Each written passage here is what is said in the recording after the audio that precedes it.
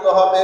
আমি হাঁটতে হাঁটতে দেখি এক মা জননী অসুস্থ, কাতরাইতেছে, চোখ বয়ে বয়ে টপ টপ করে পানি পড়তেছে। আমি তার দৃশ্য দেখে আর ঠিক থাকতে পারি নাই। ও প্রভু, তার কাছে পানি খাওয়ার মতো কোনো বস্তু নাই। আমি চিন্তা করলাম, আমি ঈসার কাছে তো এত সুন্দর একটা ঘটি আছে, পানি খাওয়ার একটা পাত্র আছে, অতএব আমার থেকে নিঃস্ব দেখছি এই মা জননী মনে হয় পানির পিপাসা লেগে গিয়েছে, পানি খাবে এমন কোনো পাত্র মিলতেছে না। হে প্রভু, এটা দেখে আমি আর ঠিক থাকতে পারি না। মা জননীর চোখের পানিটা দেখে আমি আর ঠিক থাকতে পারি না। আমার চোখ দিয়ে পানি টকবক করে পড়া শুরু হয়ে গেছে। আমি ওই সময় ওই পানির পাত্রটা মা জননীকে দান করে দিয়েছি। সুবহানাল্লাহ। হে প্রভু, এখন আমার কাছে দুইটা চাদর ছাড়া আর কিছুই না। আমার কাছে দুইটা চাদর ছাড়া আর কিছুই নাই। একটা চাদর আমি নিজে আবৃত করে নেই, আর একটা চাদর আমি বিছানা হিসাবে ব্যবহার করি। ঈসা আলাইহিস সালাতু ওয়াস সালাম এই দুইটা চাদর পেয়ে নিজেকে গর্বিত মনে করে বলতেছে, আমি সবচেয়ে বড় ধনী। এখন সম্মানিত হাজিরিন, আপনার আমার অবস্থা, আমরা কোনো মানুষ জিজ্ঞাসা করলে তারা কি বলি? যে আপনার কি অবস্থা? কয় অবস্থা বেশি ভালো না। কিনা অবস্থা বেশি ভালো না। কয় দেখেন না, চলাফেরা করাই কঠিন, এমন অবস্থা হয়ে গেছে।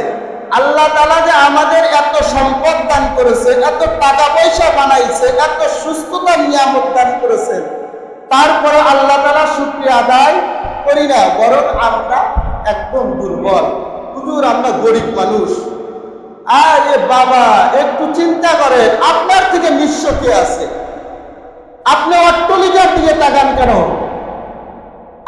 আপনার নিচের পর্যায়ের মানুষের দিকে তাকান, তাই আপনার অন্তর চক্ষুটা খুলে যাবে। আজকে আমাদের অন্তর চক্ষু এমন হয়েছে, দুনিয়ার পিছনে পড়ে আখিরাতকে আমরা বরবাদ করে দিয়েছি। হযরত ঈসা আলাইহিস সালাতু ওয়াস সালাম হবে। আমি হাঁটতে হাঁটতে দেখি এক মা জননী অসুস্থ, কাতরাইতেছে, চোখ বয়ে বয়ে টপ টপ করে পানি পড়তেছে। আমি তার দৃশ্য দেখে আর ঠিক থাকতে পারি নাই। ও প্রভু, তার কাছে পানি খাওয়ার মতো কোনো বস্তু নাই। আমি চিন্তা করলাম, আমি ঈসার কাছে তো এত সুন্দর একটা ঘটি আছে, পানি খাওয়ার একটা পাত্র আছে, অতএব আমার থেকে নিঃস্ব দেখছি এই মা জননী মনে হয় পানির পিপাসা লেগে গিয়েছে, পানি খাবে এমন কোনো পাত্র মিলতেছে না। হে প্রভু, এটা দেখে আমি আর ঠিক থাকতে পারি না। মা জননীর চোখের পানিটা দেখে আমি আর ঠিক থাকতে পারি না। আমার চোখ দিয়ে পানি টকবক করে পড়া শুরু হয়ে গেছে। আমি ওই সময় ওই পানির পাত্রটা মা জননীকে দান করে দিয়েছি। সুবহানাল্লাহ। হে প্রভু, এখন আমার কাছে দুইটা চাদর ছাড়া আর কিছুই না। আমার কাছে দুইটা চাদর ছাড়া আর কিছুই নাই। একটা চাদর আমি নিজে আবৃত করে নেই, আর একটা চাদর আমি বিছানা হিসাবে ব্যবহার করি। ঈসা আলাইহিস সালাতু ওয়াস সালাম এই দুইটা চাদর পেয়ে নিজেকে গর্বিত মনে করে বলতেছে, আমি সবচেয়ে বড় ধনী। এখন সম্মানিত হাজিরিন, আপনার আমার অবস্থা, আমরা কোনো মানুষ জিজ্ঞাসা করলে তারা কি বলি? যে আপনার কি অবস্থা? কয় অবস্থা বেশি ভালো না। কিনা অবস্থা বেশি ভালো না। কয় দেখেন না, চলাফেরা করাই কঠিন, এমন অবস্থা হয়ে গেছে।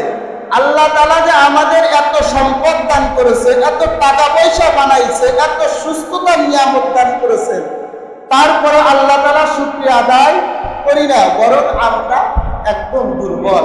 হুজুর আমরা গরিব মানুষ। আরে বাবা, একটু চিন্তা করেন, আপনার থেকে নিঃস্ব কে আছে? আপনি অট্টলিকার দিকে তাকান কেন? আপনার নিচের পর্যায়ের মানুষের দিকে তাকান, তাই আপনার অন্তর চক্ষুটা খুলে যাবে। আজকে আমাদের আমরা বরবাদ করে দিয়েছি। হযরত ঈসা আলাইহিস সালাম